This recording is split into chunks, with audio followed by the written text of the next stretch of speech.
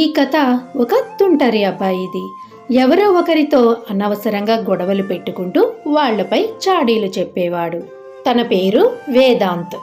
Miss, ఈ రోజు నన్ను రాహుల్ తిట్టాడు, రోహన్ అయితే కొట్టాడు మిస్. వాళ్ళని పనిష్ చేయండి.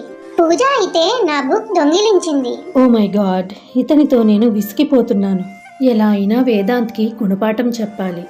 ఇలా చేస్తా, అప్పుడు తన తప్పు తనకి తెలిసి వస్తుంది. మళ్ళీ వేదాంత్ చాడీలు చెప్పడానికి వచ్చాడు. అప్పుడు టీచర్ ఇలా అంది, వేదాంత్, ఎప్పుడైనా నీకు ఎవరి మీదైనా కోపం వస్తే వాటిని ఒక బంగాళాదుంప మీద రాయి. ఒకరోజు వాటన్నిటిని నేను తీసుకుంటాను. టీచర్, ఈ ఉపాయం నాకు చాలా బాగా నచ్చింది, నేను అలాగే చేస్తాను అంటూ వేదాంత్ అక్కడి నుండి వెళ్ళిపోయాడు. వేదాంత్ మరుసటి రోజు నుండి ఆ పనిని చేయడం ప్రారంభించాడు. ఉన్నవి లేనివి ఆలోచించి మరి ఆ చాడీలను తెగ రాసేశాడు. అలా కొద్ది రోజులు గడిచాయి. ఒకరోజు వేదాంత్ ఆ ఉపాధ్యాయురాలిని ఆ బంగాళాదుంపలు తీసుకోమని అడిగాడు. వేదాంత్, నాకు ఇప్పుడు ఖాళీ లేదు, నేను తర్వాత తీసుకుంటాను.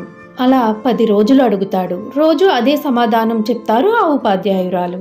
రోజు రోజుకు పుస్తకాల సంచి నిండిపోతూ ఉంటుంది. కొద్ది రోజులకు ఆ బంగాళాదుంపలన్నీ కుళ్ళిపోయి వాసన కొడుతూ ఉంటాయి. అప్పుడు వేదాంత్ టీచర్ దగ్గరికి వెళ్ళి ఇలా అంటాడు, మిస్, ఈ దుంపలన్నీ కుళ్ళిపోయి కంపు కొడుతున్నాయి, వాటి వాసన నేను భరించలేకపోతున్నాను. అప్పుడు ఉపాధ్యాయురాలు ఇలా అంది, వేదాంత్, ఇప్పుడు ఈ దుంపలన్నీ నీ ఆలోచనలు. ఈ దుంపల వల్ల ఈ సంచి ఎంత చెత్తగా తయారైందో నీ ఆలోచనల వల్ల కూడా నీ బుర్ర అంత చెత్తగా తయారవుతుంది. నువ్వు ఇకనైనా చాడీలు చెప్పడం, అతిగా ఆలోచించడం మానే. అప్పుడు వేదాంత్ తన తప్పు తెలుసుకుని ఎవరి మీద చాడీలు చెప్పకుండా అందరితో కలిసిమెలిసి ఉంటున్నాడు.